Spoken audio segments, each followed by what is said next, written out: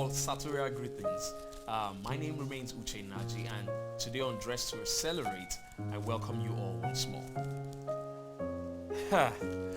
This is very interesting, the topic that we're about to talk about today. A couple of days back, I saw something in the social media space. It was on Instagram, and it's something that was posted by a Nigerian handle, by a Nigerian. It says that if you're killing yourself to impress people on Instagram, see who owns it. I hope I got it correct, but let's look at it on the screen. If you're killing yourself to impress people on Instagram, see who owns it. I really thought that was an interesting quote.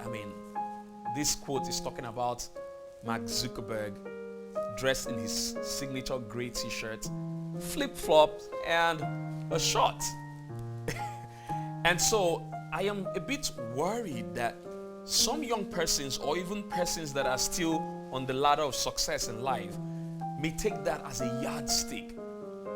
That, hey, I don't need to impress anybody. I believe, because I read some threads and I discovered that some people, the word there, remember, is impress. You are trying to impress people on Instagram.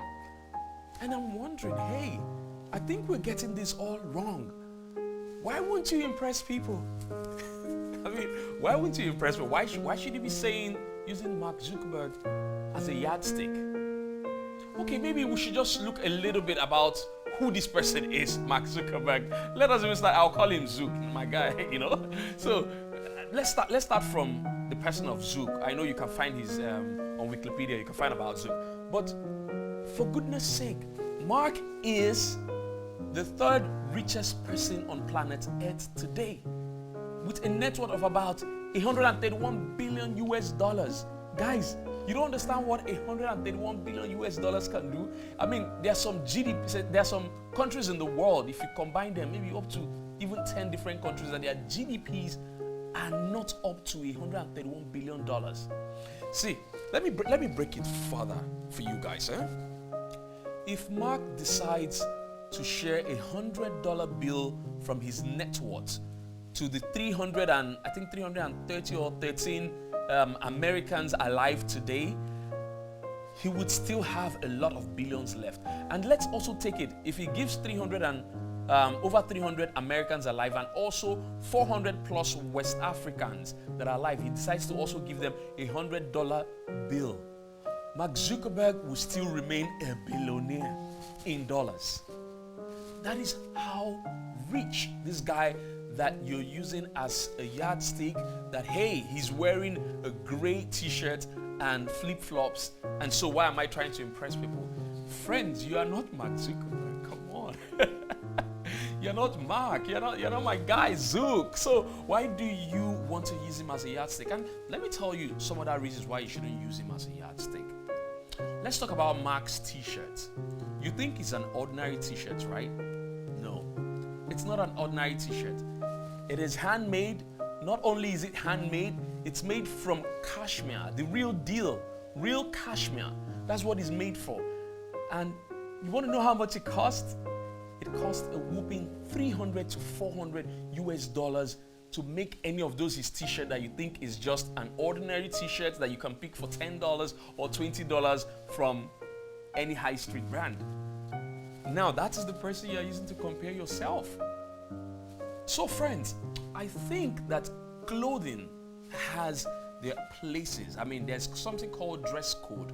And so, depending on the place you're going to, depending on where you are in life, there are ways that you should present yourself. That is why on Dress to Accelerate, I'm all about giving a positive presentation. I'm all about projecting yourself the right way. So, a couple of days back, I was in Istanbul. Okay, before I even talk about Istanbul, now let me share an experience.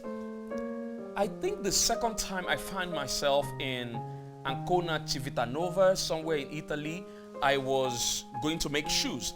And I met this shoemaker that gave me an attitude, right? Guys, I later on discovered that this guy was unsure that I would be able to carry their brand very well. I'm telling you guys, I'm sure some Italians will be watching this video and they can agree. This guy told me that, hey, he wants somebody that looks the part, someone that presents themselves very well to be able to carry the brand that their great-grandfathers have built. So the person needs to exude style, exude quality, exude panache, and just generally look the part. This was a business situation. This was a business environment. I was going to pay for the shoes that I was going to be making. They are going to be making for me. But they also had the right to decide whether they wanted to do business with me or not because of how I presented myself. Now, while in Istanbul, I had a business meeting as well. I could have decided to go on a gray suit, on a gray, t-shirt and shorts. But hey, I was wearing another t-shirt, grayish blue t-shirt, as you can see showing on the screen right now. And of course, I had to throw on an orange blazer because it's summer, and my white leather double monks. Why? Because I'm going for business. I'm going to meet people and we're going to discuss business.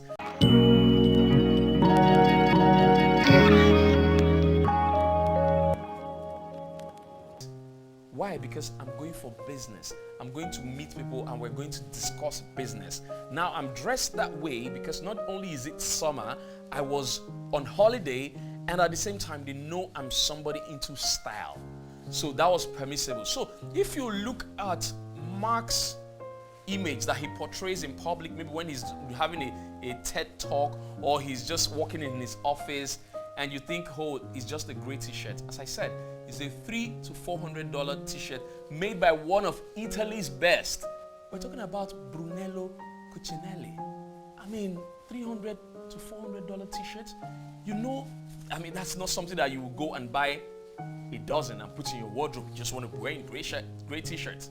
So let's also put that in perspective that while Mark wears those t-shirts in his office space, or speaking to students in university, or making a presentation from home, what influences some of those things is the fact that he is a business owner, he's a CEO, he's in his company. In my office, I can decide to wear flip-flops and show up. My staff will not complain. And for some of you that are business owners or CEOs, you can do the same and nobody will complain. But if you don't own a business, talk less of that one that is worth 131 billion USD, and you don't own islands. Mark owns islands. And Mark owns some of the most exotic cars in the world as well. There's something I saw that this person you were talking about dressing like that, he doesn't try to impress people. One of the houses he bought in the US, he bought all the surrounding buildings, about 4 of them surrounding him. Like, he just paid them off because of privacy.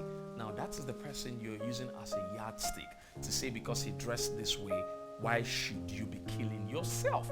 Please, by all means, go out of your way, inconvenience yourself, think and make efforts to adhere to dress code, dress the part, look the part. If you look at the screen, you see Mark wearing suits. How come most of you missed this part? How come you guys are not talking about him wearing suits? When Mark was meeting the French president and the Japanese president, you see him decked up in the suit, right? And that is because there's an expected dress code. There's something called etiquette and decorum. Mark even observed that not just when meeting with world leaders. You look at some other video or some other picture there, you will see him, I think it was 2018 when he was meeting with Congress. You guys remember that? I think it was also the chief of staff of former President Trump that said, let's watch, I can't quote him correctly, but he said something like, we should watch if this guy is going to dress up like a grown adult or he's going to dress up in his gray tee and flip-flop and bazooka, whatever, Guys, that was expectation then from the chief of staff. But Mark showed up at that hearing wearing a suit. So, friends that are ascending the ladder of success in life, I'm here today to just tell you guys, hey, by all means, one of the things I preach about dressing is to consider feet. Feet is very important. You must have the right feet. It must fit you. You must be comfortable. And I'm sitting here, buttoning this was going to be uncomfortable for me because I'm moving. So I left it open. Now, that is the importance of feet in the dressing. I wouldn't have buttoned this sitting there. It would be uncomfortable. That's the importance of feet. Feet is important. quality is important, but most importantly, dress code. You must dress to accelerate. I'm sure if Mark is invited for a dinner at the White House or by any world leader, Mark is not going to wear a gray t-shirt, guys. Mark won't be wearing a gray t-shirt. Mark would get somebody to make a tuxedo for him, not just a suit. He would wear a tuxedo. So as much as you try to make yourself feel good and tell yourself that, hey, I don't need to kill myself dressing all this way when the owner of Instagram is not impressing anybody. Guys, you're not the owner of Instagram.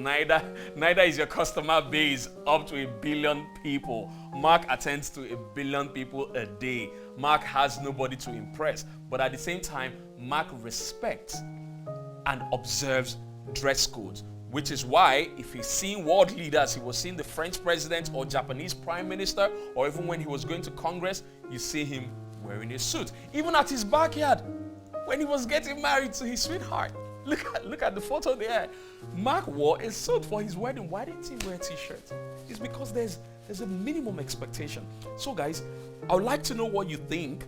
I'd like you to tell me if you've learned something today in the comment below. Please comment and don't forget to subscribe. And until the next time I see you again, remember to keep dressing to accelerate and remain sartorially blessed. Bye.